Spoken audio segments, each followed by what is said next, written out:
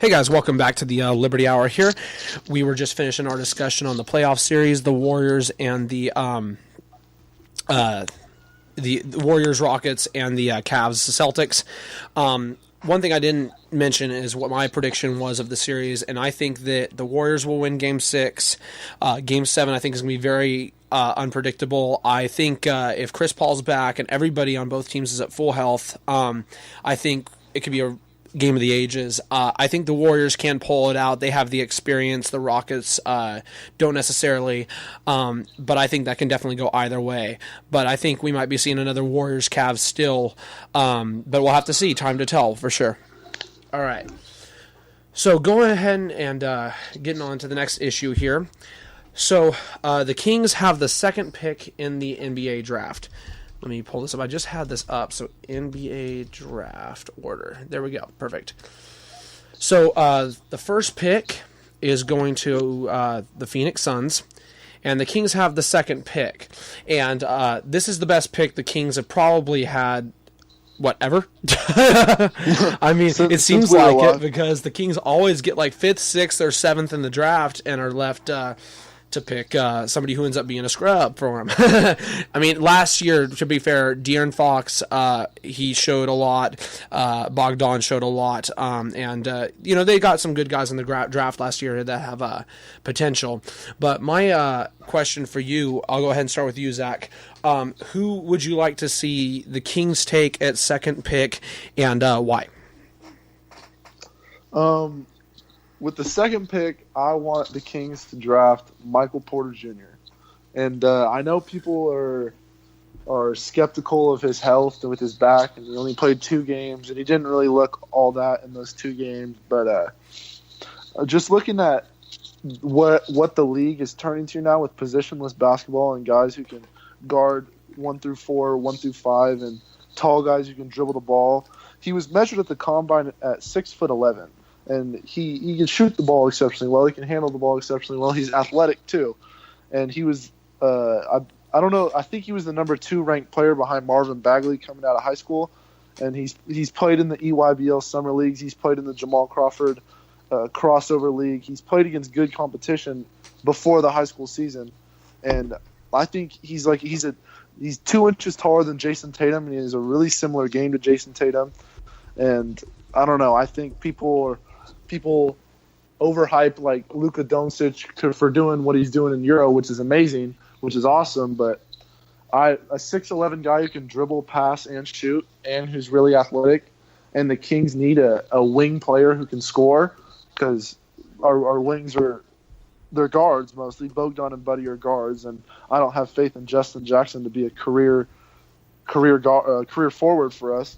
So I think Michael Porter Jr. will be a step in the right direction for us, paired along with De'Aaron and Willie Cauley-Stein, who I think we shouldn't give up on and draft a big for Willie Cauley-Stein because what's the point of drafting him 3 years ago then? So I think we shouldn't give up on him just yet. He's still young. So I think Michael Porter Jr. is what the Kings should do. Do I think they will do it? Absolutely not. I don't think they will, but we'll see. I'll give Cauley-Stein one more year. I don't know about that. I mean, I'll give him one more year. We'll see what he's got, but I haven't seen much from him. I'll tell you that. I will say this. You mentioned Michael Porter, and I would say I put him second. The person who I would put above him is DeAndre Ayton, and that's if he doesn't go number 1. I'm expecting Doncic from in Europe to come on over and the Phoenix to take him number 1. I want the Kings to take Ayton. I think Ayton was arguably the best player coming out of college. Obviously, Arizona didn't make it far in the tournament, but I think Ayton showed his worth in the Pac-12 all year long, specifically. If they don't get him, I would probably say Michael Porter. I just think Ayton would be another great body to have on that young team. But the thing is, I think it's going to be a while. I think the Kings are still about 3 or 4 players away from being too contending in the Western Conference in terms of getting to the playoffs and then possibly winning a series or 2. I think they still need 3 to 4 more players, but I think either Ayton or Porter would be a great pick for him. Yeah, I agree, and I'm assuming Ayton is going number one. That's why I said that. Ayton would be. Yeah. I'd love to have Ayton, but I also have floated out an idea. I think I've told Dylan before to maybe package the number 2 pick and Buddy Hield over to the Timberwolves for maybe Andrew Wiggins. I could live with that. Yeah, that'd be nice. One thing I've kind of seen rumored all week long is of what's his name, of Karl Anthony Towns possibly wanting out of Minnesota. I don't know what's going to happen with him, but you mentioned obviously you wanting to still believe in Cauley Stein, but I mean, you could package the 2 pick and possibly somebody else from the Kings and go after Karl Anthony Towns. I don't think that'd be a bad shot either. Cauley Stein. I will gladly give up Cauley Stein for. I was like, I knew I had to convince you on one of those right there. But I think the Kings can't go wrong with Ayton or Porter. That's just my personal opinion on all of that. With all of that being said, I'm going to take a little music break here for you guys, and then we're going to go ahead and get into the national anthem policy and talk about that for a little bit. So we will be right back for you guys. I'm trying to find the song right now. I'm going to play Burn It to the Ground for you guys. This is from Nickelback. We'll be right back from break.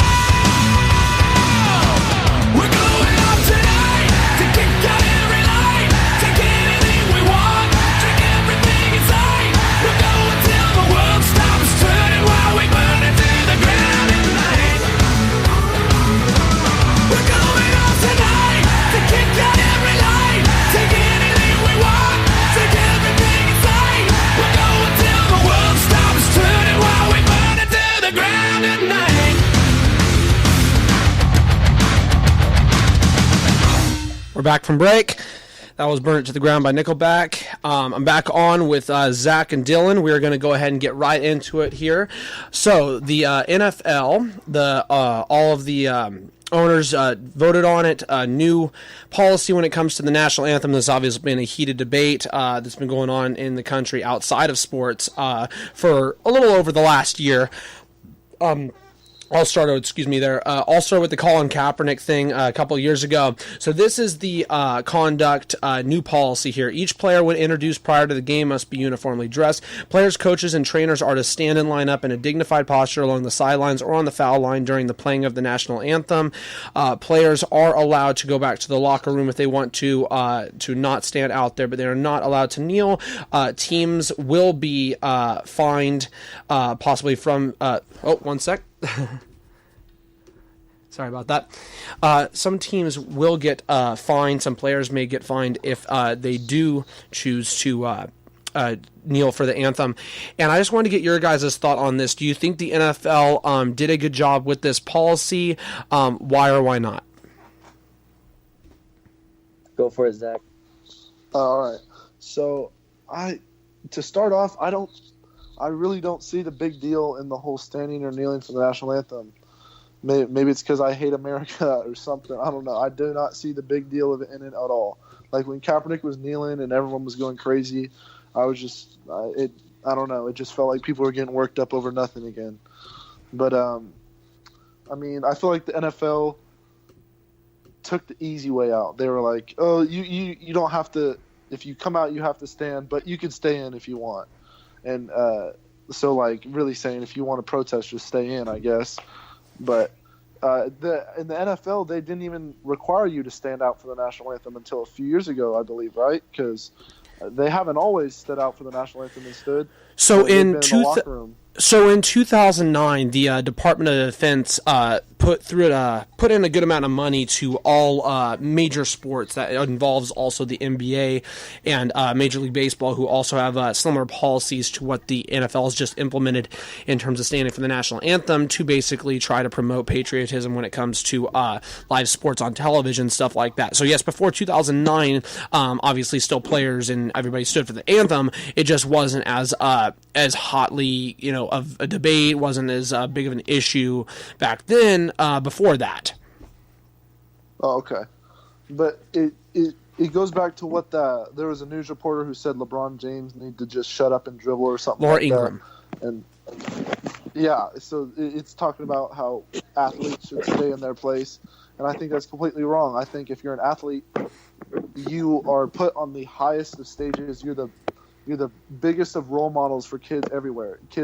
Millions of kids look up to you, and what you say when LeBron talks. Me personally, I listen because it's LeBron. You listen to what he has to say, and when you have that kind of power, and like Kaepernick recognized that he had that kind of power as an NFL football player, and he wanted to start a discussion about something, and that's exactly what he did. So, I mean, I get you should respect your flag, and I don't want to get into all that, but I really don't see the big deal in kneeling. Like, if we're all playing basketball anyway, like, I don't know, it's not like it's just antics. It's antics that are just taken away from the game itself. So personally, I don't really see the big deal of it. But the NFL took the easy way out, so I guess that's fine.